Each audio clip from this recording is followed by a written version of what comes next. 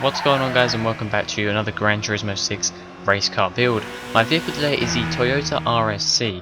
Now I was looking for kind of a bit of a different kind of weird car to try and do a race car build of, and I saw this. It's basically a four-wheel drive SUV, which looks kind of crazy. I believe it's a concept car in this game. It's from 2001, so I don't know. I don't know if this car actually did go into production. Yeah, it's a rather interesting and slightly weird looking vehicle. An SUV four-wheel drive starts off with 449 pp, so definitely not a bad starting pp for a vehicle like this. I managed to get 492 brake horsepower out of the vehicle, which is actually pretty decent, especially when it only weighs 1,121 kilograms. That is one of the lightest cars we've had on a race car build. It's probably in the top 5 lightest cars we've had on a race car build ever. So that's kind of crazy. It means that the power to weight ratio is 2.27, which is a pretty decent average power to weight ratio. And yeah, I wasn't at first I wasn't expecting much from this car. It was kind of, I wanted to use a silly car, a bit of a, we had the Range Rover Evoque SUV go around a little while ago. That was kind of a silly vehicle. I wasn't expecting that to go too fast. It actually did pretty well, getting in to around 10th or 11th or something. And I was kind of expecting the same with this. I was expecting this to be in around about the same sort of area as the on the table as the Range Rover, because it's a very similar car. I slightly went off the track there due to a little bit of understeer. Now that is the main thing with this vehicle. It's got quite a bit of understeer, and it's on power understeer. So when you put the power on, it does tend to understeer quite a bit. So you have to be kind of careful with the throttle. However, the acceleration on this vehicle, it is probably the fastest accelerating car we have ever had on the race car builds, and that is saying something. Obviously the four-wheel drive helps with that, but yeah, the acceleration is absolutely immense. It just feels really fast accelerating, and around the corners, when you don't put on the power too early, when you kind of keep it at the sort of revs that you need it to be at, to not be understeering, it is bloody fast. It is really fast through the corners, especially for a four-wheel drive car. It is very good. I was actually quite impressed with this car, and after driving it a little bit, I thought this could actually go pretty damn fast. I was expecting it to probably beat the Range Rover, and yeah, it was just crazy. Down the straight, we got up to 135 miles an hour, which is up there with the fastest cars. I mean, I'm pretty sure the fastest car ever down the straight did 140. I can't remember what car that was off the top of my head. I have my sheet here. I can actually check.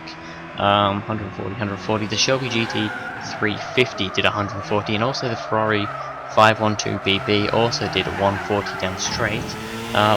So it's only 5 miles an hour off those cars. And it's a bit down on power. I mean, the Shelby had 583 brake horsepower, the Ferrari only having 512. Yeah, it is crazy. It's actually got the same power to weight ratio as the Ferrari 512 BB. It was actually an amazing car, and I was really looking to see how fast this would go. I was expecting it to maybe get into the mid 55s, high 55s, around where the Range Rover is. I believe the Range Rover is, let's have a look, 55.686 the Range Rover's at. So I was expecting it to kind of be around there. I will say right now, it did go faster than the Range Rover, and after driving it, I can see why.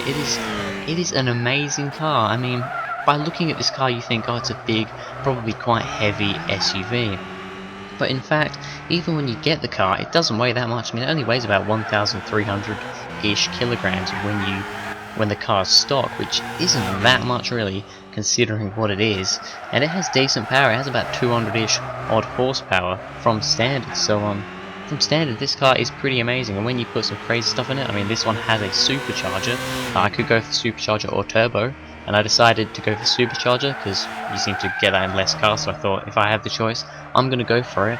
And it was definitely a good choice, and I was really goddamn happy with this Toyota. It was absolutely insane. Now we go on to the times, and I cannot believe I'm saying this, but the Toyota RSC goes into first place.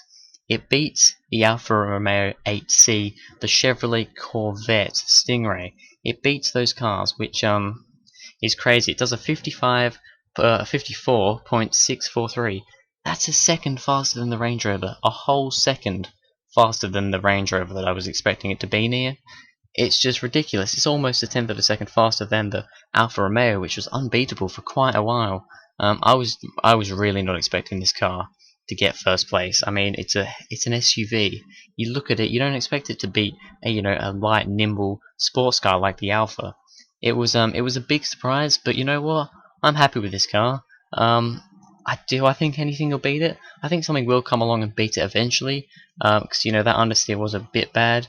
However, it was very controllable, and when you did get around the corners without the understeer, it was very good and it was very fast, and the acceleration was amazing. So yeah, massive surprise with the Toyota. It was supposed to be a bit of a silly car. However, it's ended up going quickest, which is absolutely unbelievable.